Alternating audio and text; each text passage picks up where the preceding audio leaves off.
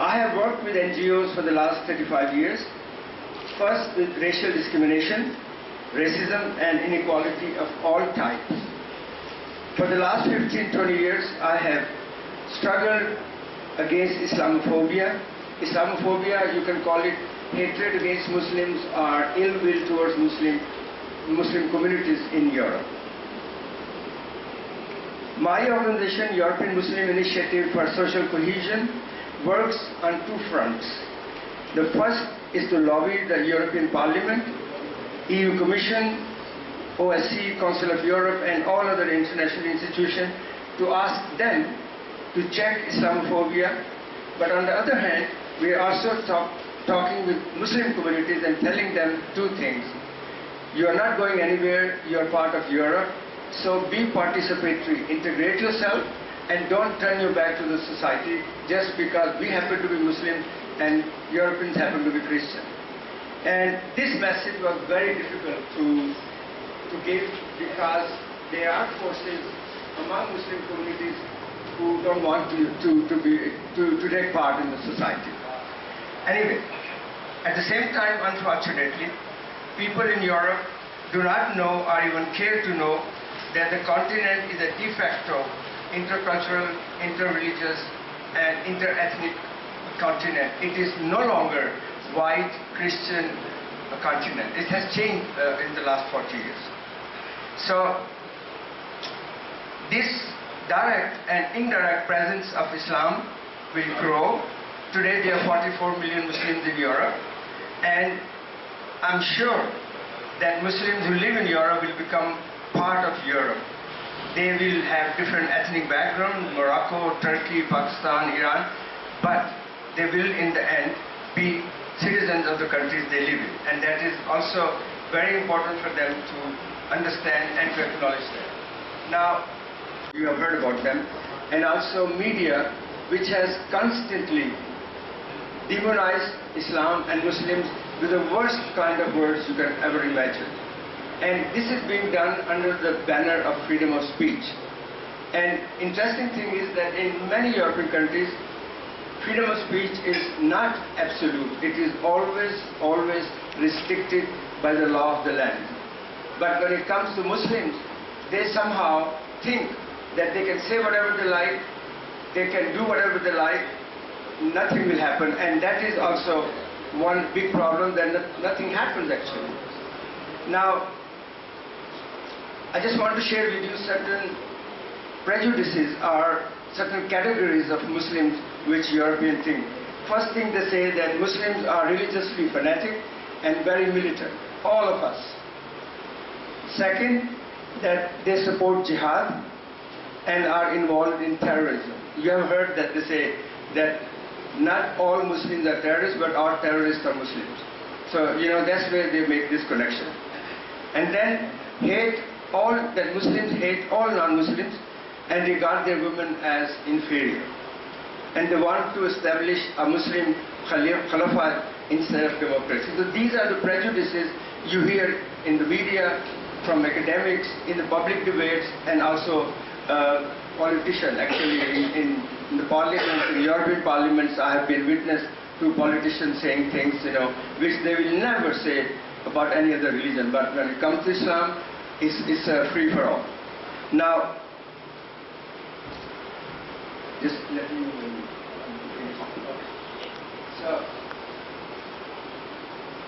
then, what are the issues which are facing Muslim communities externally? The first is that there is a lack of respectful recognition of Islam. In many countries, for example, in my country, Denmark, Islam is not officially recognized. Whereas there are many other religions, Judaism, Hare Krishna, they're all recognized. But Islam as a religion is not recognized. We have congregation, we have mosques, but that is only for the people who live in that area. But the religion is not disturbed. And then there is a link between terrorism and Islam. And it seems to be growing again and again, unfortunately, because of our own people, very small minority. But they do, every year they do something silly, and it affects all Muslims who live in Europe. So, linking of terrorism with the religion of Islam. and every Muslim being held responsible. It's very amazing that every time something happens, we are told that Muslims of all faiths, all sects should denounce terrorism. But when a Muslim is killed in London or in Denmark or in Paris, nobody asks all European Christians, hey, you should also take a stand against that. So it's always when a Muslim make a mistake, then all Muslims should stand up and apologize and say, oh, we are sorry, we live in this country, and we will not do it again. That is how things are moving. Now, I will, because we have a shortage of time, I will give my whole speech to Lama Sahib and he can send it to you by email. But my request to Muslim community is very important. What do I want from Muslim community? Number one, please, in Europe at least, do not impose your religion on others. We have seen example, people from Pakistan, from Tablighi Jamaat come to Denmark or France. They go in a train with a Quran in his hand and give lectures to those people who are the most civilized in the world. There's a survey from America by an Iranian sociologist. He took certain parameters of Islam for a good society and compared them with all big countries, Muslim countries and non-Muslim countries. You will not believe that the top 10 Islamic countries were all Scandinavian and European. Only one Islamic country was in that list of 50, that was Malaysia. Pakistan was, I don't know how far Pakistan was. So, that is the first thing, please, and be a good example to the society you live in. I always say that don't preach Islam, don't say how wonderful our Holy Prophet is, because he is. We don't need to say that to them, but be a good practitioner of Islam, so that when people look at you, they look at you as a beautiful, decent human being, and then they will be interested if they want to know. But don't impose yourself. Another thing is that it is not enough to just criticize. I don't know who said that here. Criticism is very easy to do. But to fight prejudice, to eliminate racism and discrimination, you have to be proactive. Muslims have to stand up and proactive, take part in the debate, write articles, take part in the society, be participatory, so that when something is said about you, you are able to respond. And another thing, with all due respect to imams and ulamas, we were very unfortunate that those imams who came to Europe, they came from villages.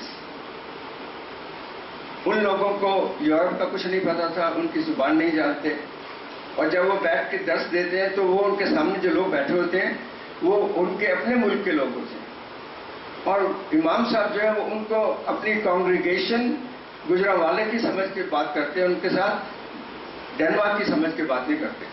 तो इसीलिए वो कभी कभी ऐसी बात कर देते हैं जिससे पूरे मुआशरे में जो है नफरत फैल जाती है.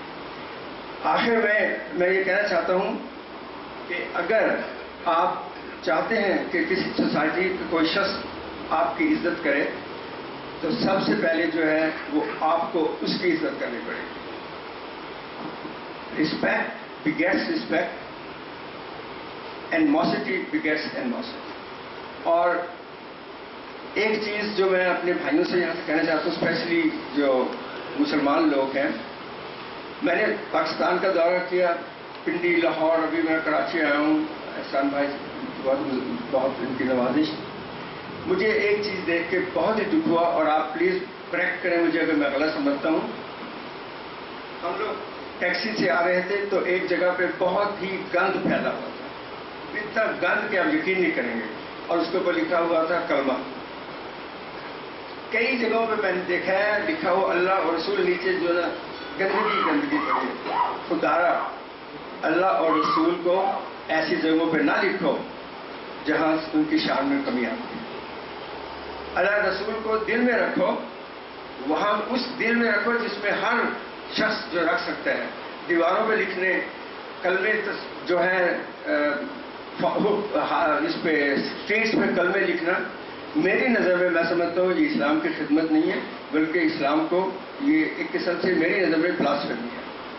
تو اگر ہم مسلمان ہونے کی حیثیت سے چاہتے ہیں کہ یورپ والے ہماری عزت کریں، ہماری بات سنیں، تو سب سے امپورٹنٹ بات ہے کہ ہمیں انسانیت کی پرچار کرنا چاہیے۔